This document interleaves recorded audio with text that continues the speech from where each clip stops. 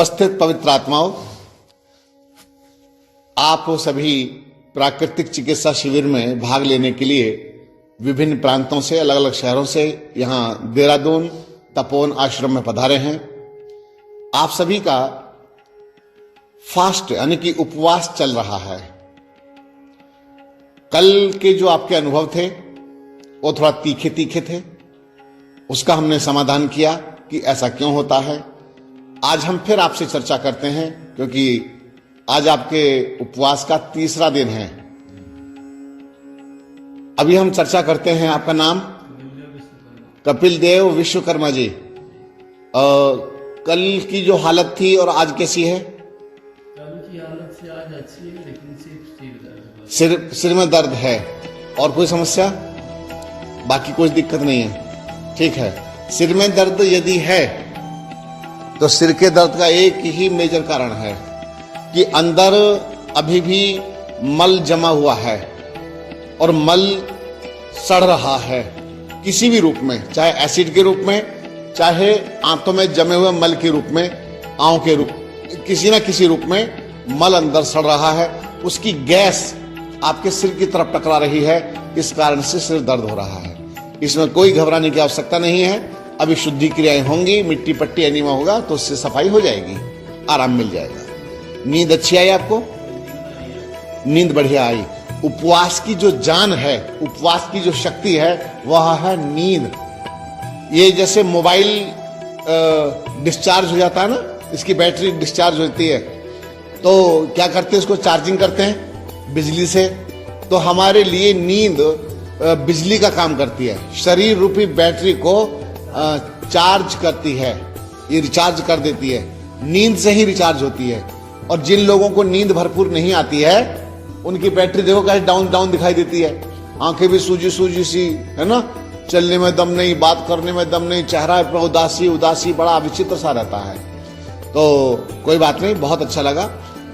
अभी आप बहुत अच्छे सफलता की तरफ बढ़ रहे हैं। अभी हमारे बीच में हैं प्रिय राकेश कुमार जी। राकेश कुमार जी, कल से आज हालत कैसी है? हालत ठीक है। तो नींद अच्छी आ रही है? जिस समय आप यहां आए थे उस समय हालत बहुत ज्यादा खराब थी, खड़ा होना आपके लिए कठिन था, लेकिन उपवास धीरे धीरे अब टिकाव देना प्रारंभ कर देगा। लेकिन उपवास ये 2 या 3 दिन से बात बनती तो है, लेकिन कभी कभी उपवास ज्यादा मात्रा में चाहिए, लंबा उपवास चाहिए। परंतु घबराने की आवश्यकता नहीं। आप अभी आपके साथी लोग कह रहे हैं हमें तो शक्ति मिल रही है राकेश से।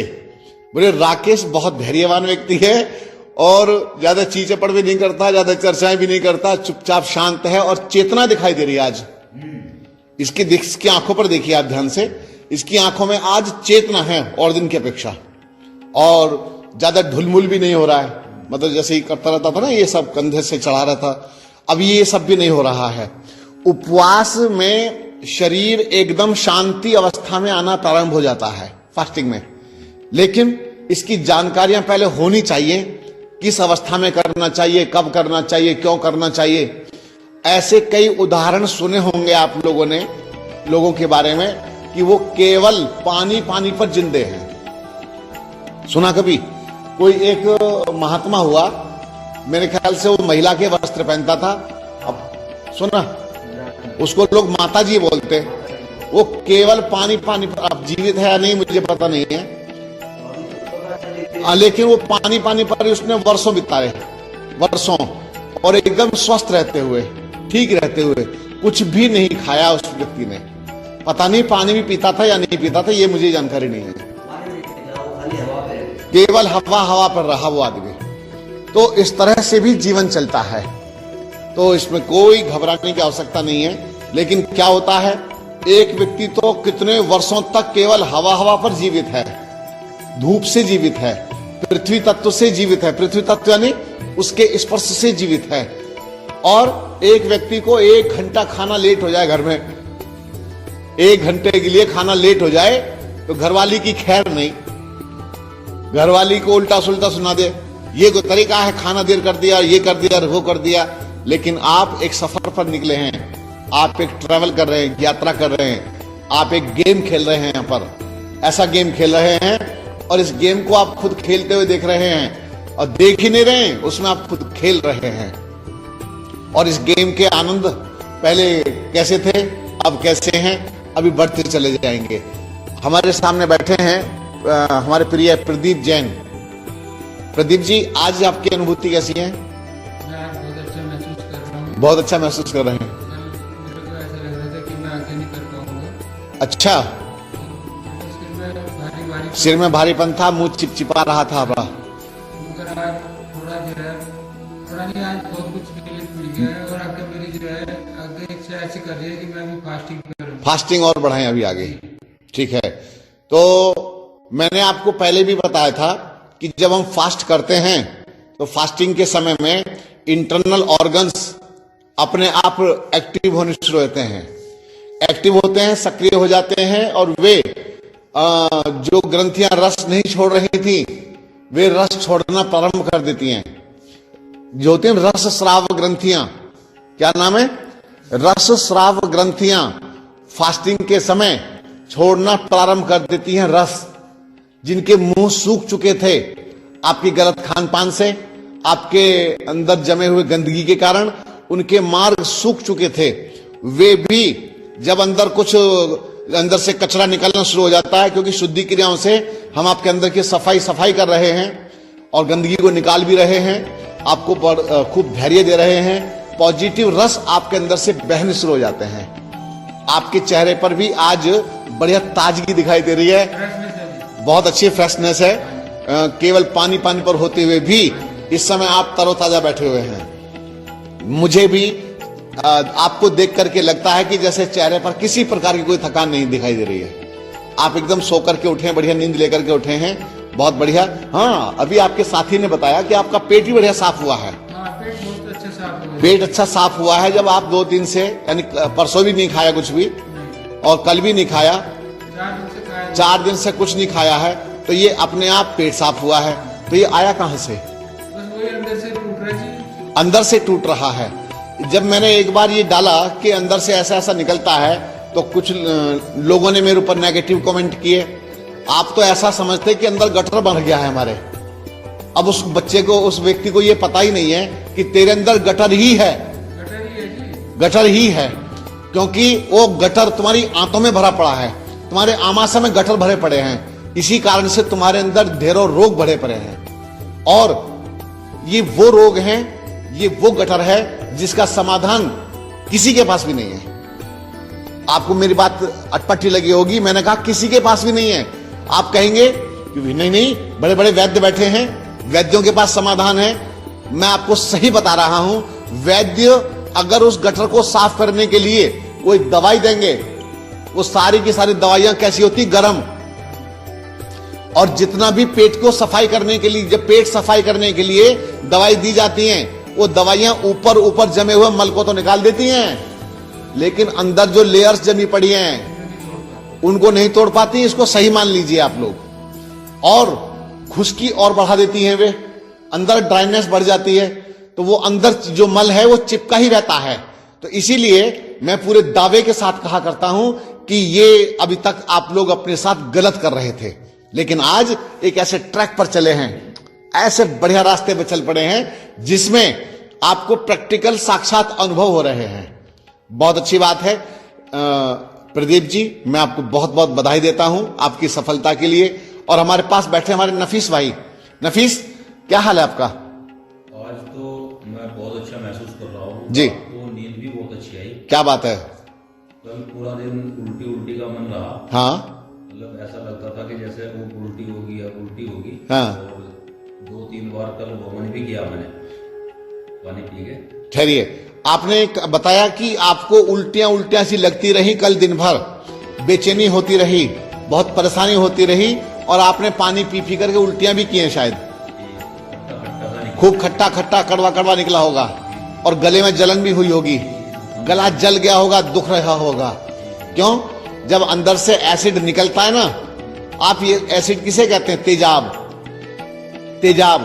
और तेजाब क्या होता? फूंक देता है, फूंकता है। आप बाहर तेजाब डाल करके देखो, और जो तेजाब आपके अंदर जमा हुआ है, उस तेजाब, देखो हमारे शरीर में अम्ल की भी आवश्यकता होती है, बॉडी को अम्ल भी चाहिए ऊर्जा देने के लिए, लेकिन जो चीज ऊर्जा देती है, गर्मी देती है, उसको वो अगर अधिक मात्रा में इकट्ठी हो जाए तो फूंक भी देगी, सिस्टम को खराब भी कर देगी। तो एसिड की मात्रा जब अंदर ज्यादा मात्रा में बढ़ जाती है तो भैया वही आपके लिए हानिकारक हो जाता है।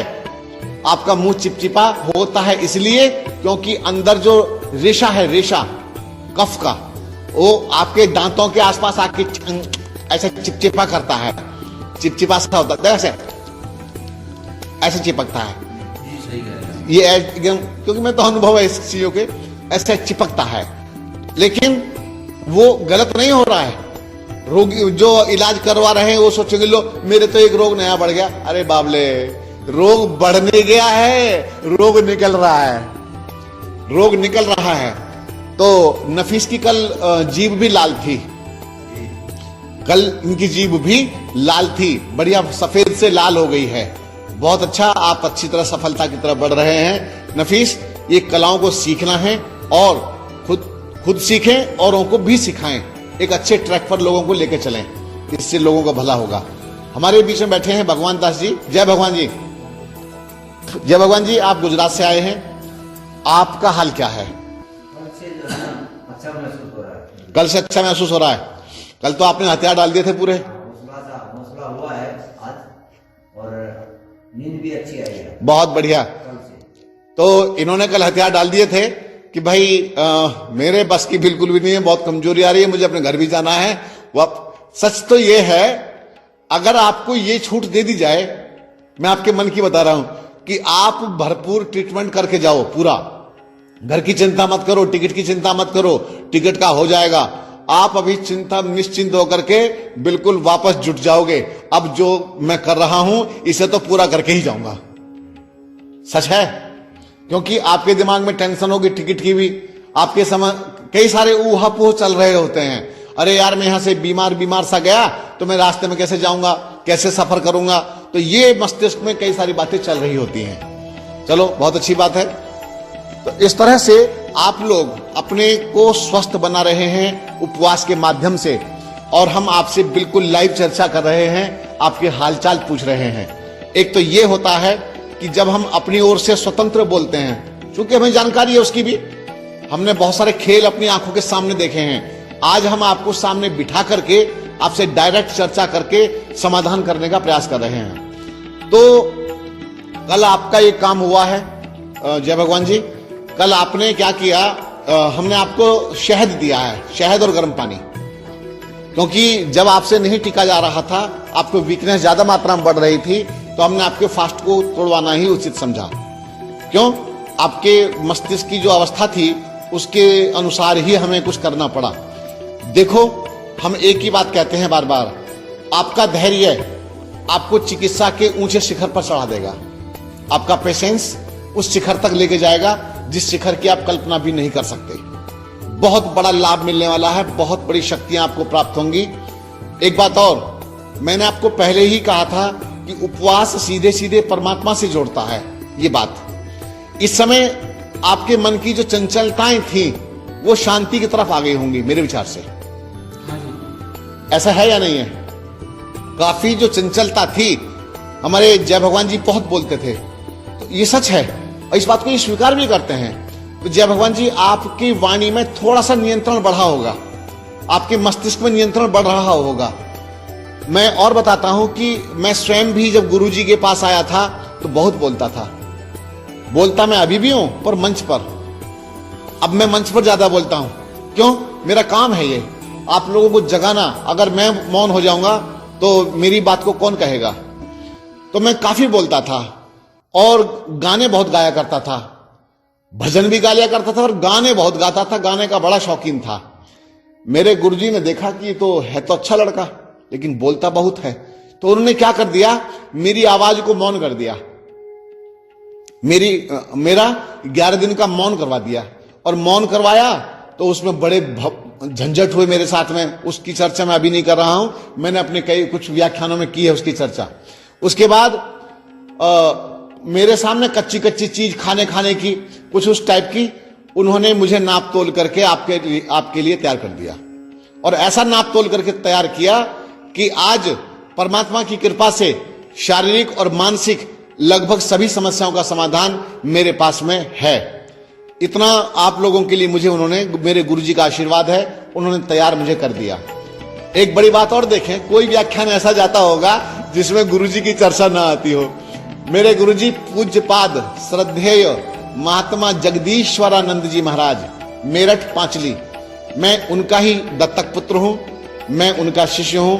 मेरे गुरुजी मेरे घर जाकर के मेरा हाथ मांग करके लाए थे, हाथ मांग करके लाए थे, और मेरे पिताश्री ने मेरा हाथ ऐसे उनके हाथ में दिया था जैसे कन्यादान करते हैं। और तब से मेरा घर की प्रॉपर्टी से संबंध टूट गया। मैंने अपनी घर की प्रॉपर्टी को बिल्कुल छोड़ दिया, कोई मतलब नहीं। उसके बाद मैं गुरुजी का पुत्र बन गया, लेकिन गुरुजी के आश्रम में मेरे प्रति षड्यंत्र होने शुरू हो गए। बड़े बड़े षड्यंत्र हुए, यहां तक कि मुझे तोड़ने के लिए वहां मेरे घर में डकैती तक डलवाई। डकैती, मेरे ऊपर 4-5 गन लगा करके खड़े थे लोग। क्यों? मैं तो मार्शल आर्ट का फाइटर था, काफी मजबूत था, स्ट्रांग था। उनको यह था कि जरा सा भी ढीला हुआ तो ये तो तोड़ देगा। तो मेरे यहां पर इधर उधर भी 5 लोगों ने गन लगाई हुई थी। सोचो क्या दृश्य रहा होगा। और मेरे सारे रास्ते बंद करने का प्रयास किया गया, आश्रम के जो दूसरे लोग थे। और अंततः मैंने एक ही निर्णय लेना समझा कि तुम्हें यहां से निकलना चाहिए। तुम्हारा अगर जीवन रहा तो तुम समाज की सेवा कर लोगे, यहां के इन झंझटों में तुम काम भी नहीं कर पाओगे। आज परमात्मा की कृपा से मेरा अपना कोई आश्रम नहीं है।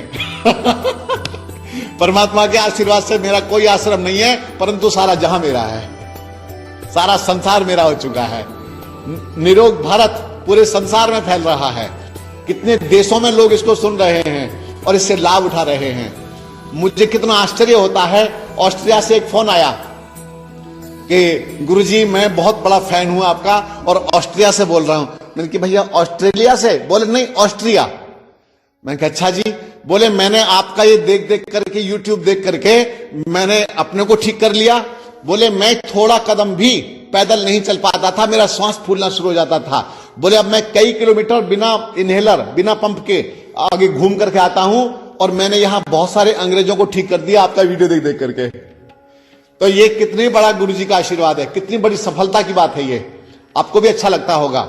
अगर उन झंझटों में अगर मैं फंसा रहता तो वहीं पर घुट करके रह गया होता। लेकिन आज तपोवन आश्रम देहरादून में, यहां पर मुझे सेवा करने के लिए यह आश्रम मिल जाता है। ये बहुत पवित्र जगह है, बहुत अच्छी जगह है। और इसके साथ साथ ऋषिकेश में भी ध्यान मंदिर आश्रम, वो भी हमारे पास में ही समझो। कोरोना के कारण वहां पर शिविर नहीं हुए, वहां भी बहुत शानदार, बहुत अच्छी जगह है, बहुत अच्छे कमरे हैं, बहुत अच्छे वहां पर रहने की व्यवस्थाएं हैं, और गंगा नदी, गंगा के आसपास है। इसी तरह से गोवा में हमारे पास स्थान है, तो गोवा में भी लोग हमारे पास में आते हैं और बढ़िया समुद्र तट का आनंद लेते हैं। तो इस तरह से परमात्मा की कितनी बड़ी कृपा है। तो अभी कल एक मेरे पास मैसेज आया हुआ है प्रयागराज से। बोले गुरुजी 30 बेड का मेरे पास हॉस्पिटल है, 30 बेड का हॉस्पिटल है, आप ये आश्रम पर कृपा करो, आप यहां पर आना जाना शुरू कर दो ताकि ये भी चल पड़े। तो और भी कितनी बड़ी कृपा परमात्मा की है। कितने ही हमारे वैद्य लोग, प्राकृतिक चिकित्सक, कितनी सेवा करने वाले लोग मेरे इस निरोग भारत यूट्यूब चैनल से बहुत बड़ा लाभ उठा रहे हैं, उसको देख देख करके लोगों की सेवा कर रहे हैं। तो इस तरह से आज ये चैनल मेरा नहीं रह गया, ये चैनल आप सबका हो गया है। ये निरोग भारत चैनल आप सबके कल्याण के लिए ही बन गया है। और परमात्मा करे मैं रहूंगा या नहीं रहूंगा आगे आने वाले समय में, लेकिन ये चैनल आप सबकी सेवाएं करता ही चला जाएगा। एक एक ऑडियो को, एक एक वीडियो को मैं डाल के जाऊंगा। किसी में नेगेटिव बातें भी है ना, उसको भी डालूंगा। क्यों? मेरे द्वारा बोली गई नेगेटिव बात भी समाज का कल्याण ही करेगी। मेरे द्वारा बोली गई तीखी बात भी समाज को हित ही करेगी। क्यों? अगर मैं किसी बात को बोल रहा हूं तो यूं ही तो नहीं बोलूंगा।